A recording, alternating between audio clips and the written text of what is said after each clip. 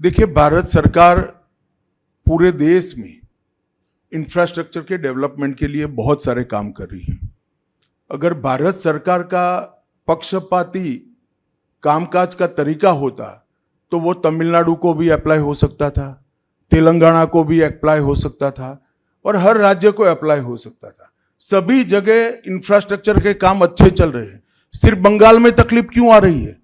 क्योंकि मेट्रो हवा में नहीं चल सकता, भूमि चाहिए। भूमि पर जो एंक्रोचमेंट है वो खाली कराने का काम राज्य सरकार का है।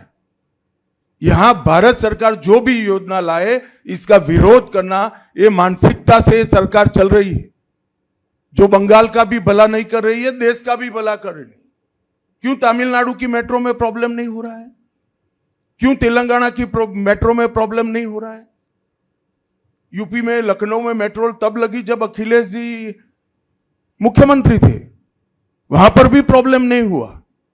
मेरा तो आपसे आग्रह है, इतने अभ्यासु पत्रकार हो, कुछ पत्रकारों का संघ बनाकर इसके डेप्थ में जाकर व्हाइट पेपर बाहर निकालो कि सारी योजनाएं क्यों अटक गई है, तो आपको मूल कारण मालूम पड़ जाएगा।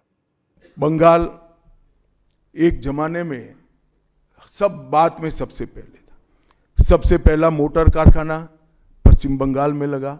सबसे पहला पावर प्लांट 1887 में बंगाल में लगा। सबसे पहली कोयलरी बंगाल में आई। सबसे पहला स्टील प्लांट बंगाल में लगा। देश की सबसे पहली हाई राइज बिल्डिंग बंगाल में बनी। देश की सबसे पहली जूट मिल बंगाल में बनी। देश की पहली मेट्रो ट्रेन बंगाल में आई। एक ही शहर में 2 पोर्ट एक ही जगह है, बंगाल में है। और देश की सबसे पहली आधुनिक यूनिवर्सिटी कलकत्ता यूनिवर्सिटी भी बंगाल में बनी। और विश्व प्रसिद्ध विश्व भारती यूनिवर्सिटी भी, जिसने भारतीय शिक्षा के कंसेप्ट को जमीन पर उतारा, वो भी बंगाल में बनी। मगर ममता जी, आप गौरव मत करिएगा, इसमें से कुछ आपके समय में नहीं हुआ है।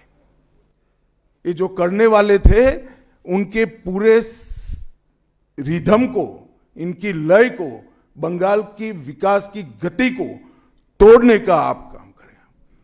बंगाल आज इंडस्ट्रियल रूप से कंप्लीटली बर्बाद हो चुका है और ये आपके शासन में ही हुआ है।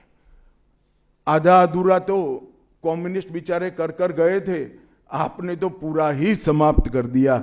सिंडिकेट राज, तालेबाजी, शत्रुतापूर्ण माहौल, इसके कारण 2011 से 25 के बीच में 7000 से ज्यादा कंपनियां बंगाल छोड़कर बंगाल के बाहर चली गई। एबीपी आनंद एगिए थाके एगिए राखे।